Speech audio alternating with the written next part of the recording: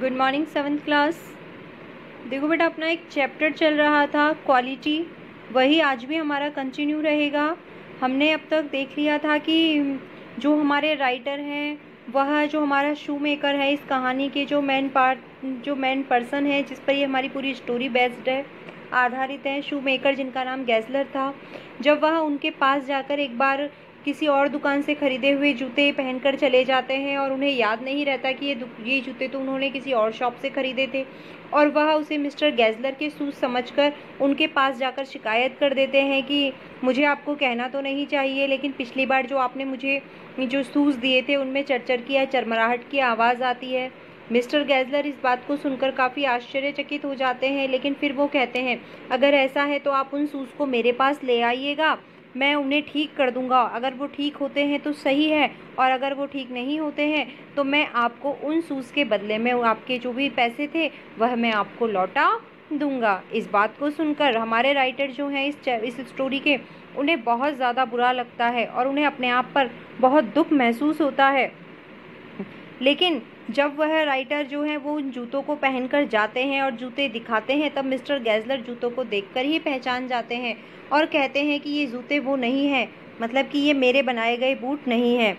अब यहाँ देखिए, राइटर ने किसी और के जूतों को मिस्टर गैसलर का जूते बताकर उसमें कमी निकाली थी, लेकिन बावजूद इसके मिस्टर गैसलर के ये कहने पर कि ये मेरे बूट्स नहीं हैं, ना उन्होंने हमारे राइटर के सामने ना तो कोई गुस्सा दिखाया, ना कोई उनकी आंखों में दुख था, ना घृणा थी, बस लेकिन उनके कहने का तरीका ऐसा था कि सुनकर ऐसे लगा जैसे कि शरीर का रक्त खून ही जम गया था। और उसके बाद उन्होंने फटाफट से उस बूट की कमी को पहचान लिया। उन्होंने बूट में उस जगह पर अपनी उंगली दबाई जहाँ पर वह बूट बिल्कुल भी हमारे जो राइटर हैं उनको फिट नहीं बैठ रहा था, और वो कहते हैं क्या ये तुम्हें यहाँ पर चुभता है? जब राइटर कहते हैं कि हाँ, ये मुझे यहीं से परेशान करता है, तब मिस्टर गैसलर उनसे कहते हैं कि हाँ ठीक है, मैं इसे कोशिश करता हूँ ठीक करने का। लेकिन उसी समय उनके मन का दुख राइटर के सामने आ जाता है और वो कहने लगते हैं कि बड़ी दुकानों का अपना कोई आत्मसम्मान नहीं होता।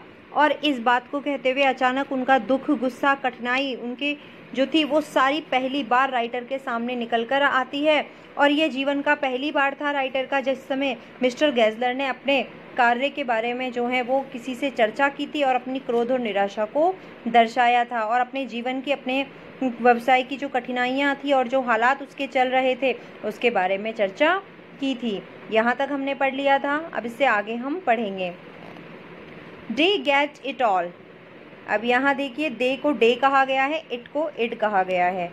तो यहाँ लिखा गया है, देखिए, डे गेटेड ऑल। तो डे गेटेड ऑल का मतलब होता है वे सब कुछ प्राप्त करते हैं, वो सब कुछ प्राप्त करते हैं।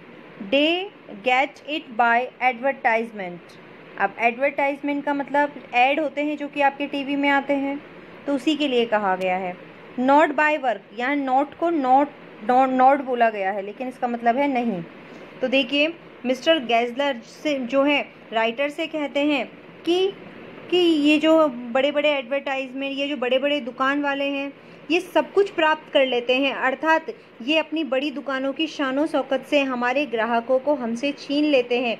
ये क्या है, टीवी में अपने कार्य का बड़े बड़े एडवर्टाइजमेंट देते हैं जिससे लोगों को जो है ये अपनी तरफ आकर्षित करते हैं। इनका काम अच्छा नहीं होता है, इनके जो सामान हैं वो अच्छे नहीं होते हैं, लेकिन ये अपने विज्ञापन के जरिए ये हमसे हमारे ग्राहकों को छीन लेते हैं। ये अपने काम से हमसे ग्राहक नहीं छीनते, क्योंकि इनका काम तो हमारी तुलना में कुछ भी नहीं है, हम बहुत मेहनत करते हैं, लेकिन ये टेली में, अखबार में जो विज्ञापन देते हैं, जो एडवर्टाइजमेंट देते हैं, उसके माध्यम से ये ग्राहकों को अपनी तरफ खींच लेते हैं। They take it away from us who love our boots. देखिए, लव का मतलब होता है बेटा, लव को आप पढ़ेंगे लव का मतलब होता है, देखिए यहाँ लव वर्ड जो दिया गया है वो लव को दिया गया है, तो लव का मतलब होता है प्रेम करना, प्यार करना, तो यही वो वर्ड है जो लव यहाँ पर दिया है, और वही इट को इड कहा गया है। और गॉम्स का मतलब है आना या आते रहना, कम्स को यहाँ गॉम्स बोला गया है, हम बोलते हैं ना कम्स, तो यहाँ कम्स की जगह गॉम्स बोला गया है, GOMES। और बूट्स को बूट्स बोला गया है, BOODS। और दिस को डिस बोला गया है, DIS। अब यहाँ और एक और वर्ड देखिए, प्रेजेंटली, BRESENTली। तो प्रेजेंटली का मतलब होता है इस समय। हम इस समय को क्या बोलते हैं? प्रेजेंटली। उसमें क्या बोला है? प्रेजेंटली। तो प्रेजेंटली का मतलब भी क्या होगा? इस समय। तो देखिए वो कहते हैं, मिस्टर गेज़लर राइटर से कहते हैं कि ये बड़ी बड़ी दुकान वाले जो हैं वह अपने विज्ञापन के माध्यम से हमारे ग्राहकों को हमसे छीन लेते हैं और ये अच्छे से अच्छे और ज़्यादा से ज़्यादा ग्राहकों को अपनी तरफ ले लेते हैं। लेकिन ये ग्राहकों को आकर्षित अपने काम से नहीं करते, बल्कि ये विज्ञापन के माध्यमों से विज्ञापनों के माध्यम से हमारे ग्राहकों को अपनी तरफ खींच लेते हैं। It comes to this presently I have no work. कि देखिए ये उन ग्राहकों को भी हमसे छीन लेते हैं, ये उन ग्राहकों को भी हमसे छीन लेते हैं जो ग्राहक हमारे काम को पसंद करते हैं। Every year it gets less. इसी कारण हर साल हमारा काम जो है वह कम होता जा रहा है। इसी का परिणाम ये है कि हर साल हमारा काम जो है वो प्रत्येक वर्ष कम ही होता जा रहा है। एक लाइन और कहिए, I have no work. Have को हाफ बोला गया है यहाँ पर। और देखिए इनके ये विज्ञापनों का नतीजा ये है कि आज हम जैसे कारीगरों के पास, जो कि पूरी लगन से मेहनत से अपना काम करते हैं, आज हमारे पास करने के लिए कोई काम नहीं है। हमारा काम प्रत्येक वर्ष जो है, every year it get less, हर साल हमारा काम कम होता जा रहा है। यू विल सी, और आप देखोगे, and looking at his line face I saw things I had never notice before, bitter things and bitter struggle, and what a lot of grey hairs there seemed suddenly in his red beard। यहाँ देखिए और आगे कहते हैं, और आप आगे देखोगे भी सही। तभी राइटर जो है वो मिस्टर गेज़लर के चेहरे को ध्यानपूर्वक देखते हैं। आज से पहले उनका ध्यान कभी नहीं गया था कि उनके चेहरे पर कितना ज़्यादा झुर्रियाँ थी। उनके झुर्रीदार चेहरे को देखकर राइटर उसी समय समझ गए कि वो कितनी ज़्यादा दुखदाई चीज़ों का सामना कर रहे थे, कितना कठिन संघर्ष कर रहे थे, और कितनी ज़्यादा वो चिंता में जी रहे थे, जिसके कारण उनके समय से पहले ही बहुत ज़्यादा सफ़ेद बाल हो गए थे। लाइन का मतलब है झुर्रियों से भरा हुआ। हैव मीन्स है रखना। स्ट्रगल का मतलब होता है संघर्ष करना या कठोर प्रयास करना। बिटर का मतलब है दुखदायक, कठिन। वैसे तो कड़वा होता है लेकिन यहाँ दुखदायक है। कि आई हैड नेवर, राइटर कहते हैं कि आज से पहले, बिफोर यानी पहले, आज से पहले मैंने कभी भी उनके इस कठिन परिश्रम, कठिन संघर्ष को आज तक महसूस नहीं किया था, जो कि मुझे अब समझ में आ रहा था। और ये भी पता चल रहा था कि कैसे अचानक उनकी लाल दाढ़ी में मुझे जो है वो सफ़ेद बाल दिखाई देने लगे थे, कि उनके समय से पहले उनके बाल सारे सफ़ेद क्यों हो गए थे, ये कारण भी मुझे समझ में आने लगा था। तो यहाँ हमने इतना पढ़ा कि ये जो गेज़लर है वो बताते हैं कि बड़ी बड़ी दुकानें जो हैं वो अपने सामान को बेचने के लिए टीवी में, न्यूज़पेपर में विज्ञापन देती हैं, और उसके कारण हम जैसे कारीगर जो कि बड़ी मेहनत से अपना काम करते हैं, हम लोगों से अपना काम छिनता जा रहा है, और यही परिणाम है कि आज हमारे पास करने के लिए कुछ नहीं है। राइटर को मिस्टर गेज़लर की स्थिति पूरी तरह से समझ में आने लगी थी। As best I could I explain the circumstances of those ill omen boots. अब ये देखिए, सर्कमस्टेंस यानी कि सर्कमस्टेंस का मतलब होता है परिस्थिति, हालात, स्थितियाँ। और इसके अलावा एक्सप्लेन यानी कि वर्णन करना, व्याख्या करना, वर्णन करना। इल ओमेंड का मतलब होता है बुरे भाग्य वाले या बुरे शगुन वाले।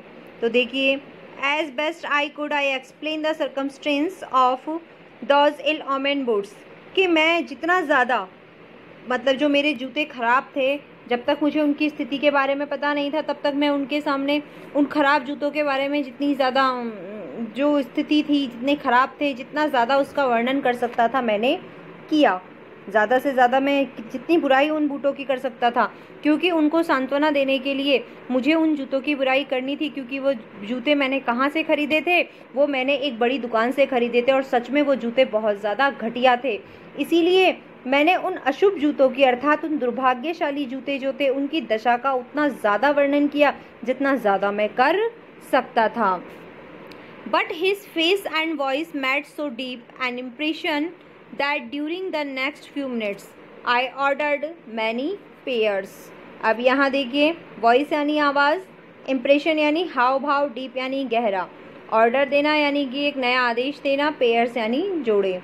तो देखिए लेकिन उनके चेहरे पर, जो मिस्टर गेज़लर थे, उनके चेहरे और आवाज़ पर उन बातों का इतना गहरा प्रभाव था, अर्थात अपने दुख का इतना गहरा प्रभाव था कि अगले कुछ ही मिनट में जब मैं उनके चेहरे पर स्माइल लाने की पूरी कोशिश कर रहा था जिससे कि वो खुश हो सके, मैंने उन्हें खुश करने के लिए उनके सामने कई जोड़ी बूट बनाने का ऑर्डर दे दिया कि आपके पास काम कैसे नहीं है, आप बहुत अच्छे बूट्स बनाते हैं। और मैंने अपनी तरफ से कई सारे बूट्स बनाने का ऑर्डर उन्हें दे दिया।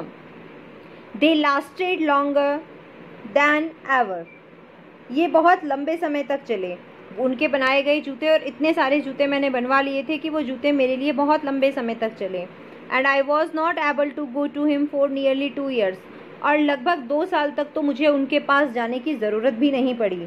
2 साल तक मेरे जूतों में कोई प्रॉब्लम नहीं आई थी और मुझे 2 साल तक उनकी दुकान पर जाने का कोई मतलब भी नहीं लगा।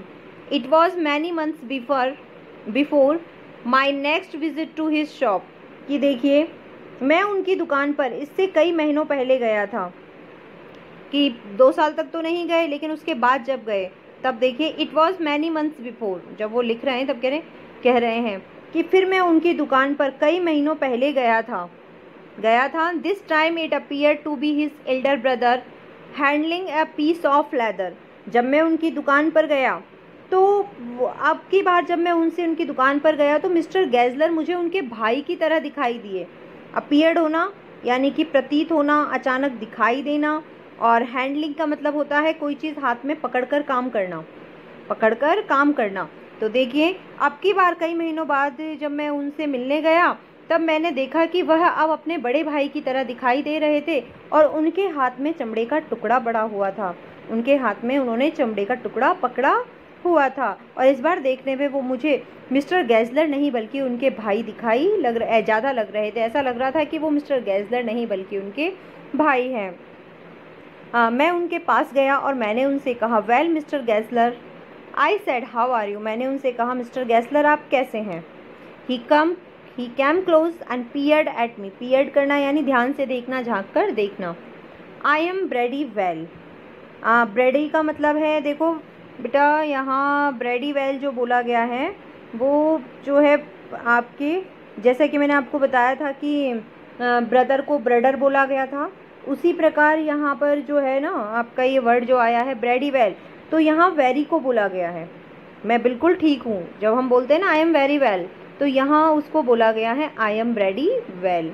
तो देखिए जब मैंने उनसे कहा कि मिस्टर गेज़लर आप कैसे हैं, तो वो मेरे पास आए, उन्होंने मुझे ध्यान से देखा एंड पीयर्ड एट मी, ध्यान से मुझे देखा और कहा आई एम ब्रेडी वेल, मैं बिल्कुल ठीक हूँ। धीमी आवाज़ में उन्होंने मुझसे कही, सेड स्लोली, ये बात उन्होंने बहुत धीमी आवाज़ में कही कि मैं बिल्कुल ठीक हूँ। But my elder brother is dead, brother यानी कि ब्रदर, भाई, BRUDDER, ब्रदर यानी कि भाई। और फिर वो आगे कहते हैं धीमी सी आवाज़ में, लेकिन मेरे भाई की डेथ हो गई है, मैं तो बिल्कुल ठीक हूँ लेकिन मेरे भाई अब नहीं रहे हैं, अर्थात मेरे भाई की डेथ हो गई है। And I saw that it was Indeed himself, but how aged and one, देखिए और मैंने जब उनकी तरफ देखा मैं समझ गया कि अब जब वो कहते हैं कि मैं तो ठीक हूँ परंतु मेरा भाई मर गया है, मेरे भाई की डेथ हो गई है, उनकी इस बात को सुनने के बाद मैं समझ गया कि ये जिन्हें मैं उनका भाई समझ रहा था, आपने पहले ही कहा कि अब की बार जब मैं उनकी दुकान पर गया तो वो मुझे उनके भाई की तरह दिखाई दे रहे थे, तो अब वो इस बात को सुनते ही समझ गए कि ये मिस्टर गेज़लर के भाई नहीं बल्कि ये मिस्टर गेज़लर ही हैं, क्योंकि मिस्टर गेज़लर के भाई की तो क्या हो गई है, डेथ हो गई है। मैं अपने आप ही समझ गया कि ये मिस्टर गेज़लर ही थे, लेकिन जब मैं उन्हें देखता हूँ तो मैं चौकित रह गया। But now aged and worn, कि वो कितने ज़्यादा, वॉन का मतलब है पीला पड़े होना, कमज़ोर हो जाना, शरीर का पीला पड़ जाना या कमज़ोर हो जाना। इंडीड यानी वास्तव में, एज्ड यानी उम्रदार। तो देखिए मैं जब समझ गया कि वह मिस्टर गेज़लर ही थे, लेकिन वो कुछ ही सालों में, यानी कि 2 ही साल तो हुए थे, वो 2 ही सालों में कितने ज़्यादा बूढ़े और बीमार से दिखाई देने लगे थे। मैं शॉक्ड हो गया उनको इस तरह से देखकर। And never before had I heard him mention his brother, आज से पहले, बिफोर यानी पहले, आज से पहले मैंने कभी भी जब भी मिस्टर गैज़लर के पास गया तो उनको अपने भाई का जिक्र करते हुए नहीं सुना था। आज से पहले उन्होंने कभी मेरे सामने जो है अपने भाई का जिक्र नहीं किया था, क्योंकि जब तक उनके भाई सही थे। लेकिन आज उन्होंने पहली बार अपने भाई के बारे में बताया, क्योंकि वो बहुत दुखी थे कि उनके भाई की डेथ हो गई थी। मच शॉक्ड, ये मेरे लिए भी बहुत ज़्यादा चौंकाने वाला था और मैं बहुत मैंने दुख व्यक्त किया। मच शॉक्ड, मैंने जो है वो इस बात को जब मैंने सुना तो मुझे भी बुरा लगा, क्योंकि इस उनके भाई की डेथ का मिस्टर गैज़लर को बहुत बड़ा धक्का लगा था। आई मर्मर्ड, मर्मर्ड का मतलब होता है धीमे आवाज़ में कहना। तो मैंने बहुत धीमे आवाज़ में कहा, ओह आई एम सॉरी, मुझे बड़ा दुख हुआ आपके भाई के बारे में सुनकर। उनकी डेथ हो गई है, मुझे उनके बारे में सुनकर बड़ा बुरा लगा। बहुत अच्छे आदमी थे, अब लेकिन उनकी डेथ हो गई तो मुझे बड़ा बुरा लग रहा है। तभी वो कहते हैं, यस ही आंसर्ड, हाँ वो बहुत अच्छे आदमी थे। He was a good man, वो एक नेक इंसान थे। He made a good boot, और वो बहुत अच्छे जूते बनाते थे। हाँ मेरा भाई एक बहुत अच्छा इंसान था और वह बहुत अच्छे जूते बनाता था। मैड यानी बनाना। बट ही इज़ डेड, लेकिन अब वो मर गया है। And he touch the top of his head, और इतना कहते हुए मिस्टर गैज़लर अपने सर के उस भाग को छूते हैं जहाँ बाल बहुत कम थे। Where the hair had suddenly gone, suddenly यानी अचानक, गॉन यानी चले गए। एज थिन यानी बहुत पतले, थिन यानी पतला हो जाना या कम रह जाना। Thin as it had been on that of his poor brother यानी बेचारा भाई। तो देखिए, और इतना कहने उन्होंने कहा कि हाँ मेरा भाई जो है बहुत अच्छा इंसान थे, वो अच्छे बूट बनाता था, लेकिन वो मर गया। और इतना कहते हुए मिस्टर गैज़लर अपने सिर के ऊपर के उस भाग को छूते हैं जहां उनके बाल बहुत कम रह गए थे, और उतने ही रह गए थे जितने पहले उनके भाई के सर पर बाल थे। जहां जितने कम और पतले जितने उनके भाई के सर पर बाल थे, उतने ही बाल अब मिस्टर गैज़लर के सर पर रह गए थे। टू इंडिकेट, और ये इस बात का इशारा करता था, इंडिकेट करना यानी दिखाना, संकेत देना। I suppose the cause of his death, कि देखिए, अर्थात उन्होंने इस और इशारा किया था कि अपने सर को दिखाकर ही इशारा किया था कि मेरे भाई की डेथ हो गई है, यही चिंता है। और जो है इसी कारण, जैसे कि एक हमारे हिंदू में तो एक परंपरा भी होती है कि जब हमारा कोई अपने की डेथ हो जाती है तो हम लोग क्या करवाते हैं, जो हमारे घर के जेंट्स होते हैं वो अपने सर का मुंडन करवा लेते हैं, और बहुत लंबे टाइम बाद फिर वो बाल वगैरह आते हैं। लेकिन यहाँ टेंशन से, लेकिन यहाँ जो सर पर बाल कम रह गए थे वो जो थे वो मिस्टर गैज़लर की चिंता से। एक तो उनका व्यापार बिल्कुल ठप चल रहा था, उन्हें कोई ऑर्डर नहीं आते थे, उनको बड़ी मुश्किल से उनका खर्चा चल पा रहा था, ऊपर से उनके भाई की डेथ भी हो गई थी। तो देखिए, उन्होंने इस तरफ इशारा किया था। और आगे वो पूछते हैं, और हाथों हाथ ही वो पूछ लेते हैं राइटर से, do you want any boots, क्या आपको बूट्स चाहिए, क्या आप बूट्स का ऑर्डर देने के लिए आए हैं। वॉन्ट को वॉन्ट कहा गया है यहाँ पर, कि do you want any boots, क्या आपको जूते चाहिए। And he held up the leather in his hand, it's a beautiful piece, यहाँ पीस को बीस बोला गया है और ब्यूटीफुल को ब्यूटीफुल कहा गया है। तो वही beautiful, it's a beautiful piece का मतलब है यह एक अच्छा टुकड़ा है, यानी कि चमड़े का, लेदर का यह है एक अच्छा टुकड़ा है। तो देखिए, वह जो है वह क्या पूछते हैं, क्या आपको बूट चाहिए, और उनके हाथ में एक चमड़े का टुकड़ा था, उसे दिखाते हुए वो कहते हैं कि ये एक बहुत ही सुंदर चमड़े का टुकड़ा है, आप चाहें तो अपने लिए जो है बूट्स का ऑर्डर दे दें, इस चमड़े से बूट्स बहुत अच्छे बनेंगे। ये बात वो कहते हैं। तो बेटा आज के लिए बहुत हुआ, इससे आगे का हम नेक्स्ट वीडियो में पढ़ेंगे। हमारा चैप्टर लॉन्ग टाइम चल रहा है, क्योंकि हमारी कोशिश यही रहती है कि आपको ज़्यादा से ज़्यादा अच्छे तरीके से हर लाइन को 2 बार 3 बार जो है वो एक्सप्लेन कर बताया जा सके, हर मीनिंग को आपको वर्ड टू वर्ड बताया जा सके, ताकि आप समझ सकें। क्योंकि अभी आप लोग क्लास में तो है नहीं कि आप हमसे अपनी प्रॉब्लम्स को पूछ लेंगे या फिर, इसीलिए हमारी कोशिश यही होती है कि हम जो आपका जो वर्ड है, हर वर्ड को सही से आपके सामने एक्सप्लेन करें, ताकि आपको ये चीज़ें समझ में आए। तो बेटा अपने चैप्टर को रिवाइज़ कर लीजिएगा, जितने इसमें मीनिंग्स हैं उसे आप अपनी कॉपी में करने के साथ साथ लर्न भी कर लीजिएगा। ठीक है, आज के लिए इतना ही। इससे आगे का जो पार्ट है वो हम नेक्स्ट डे पढ़ेंगे।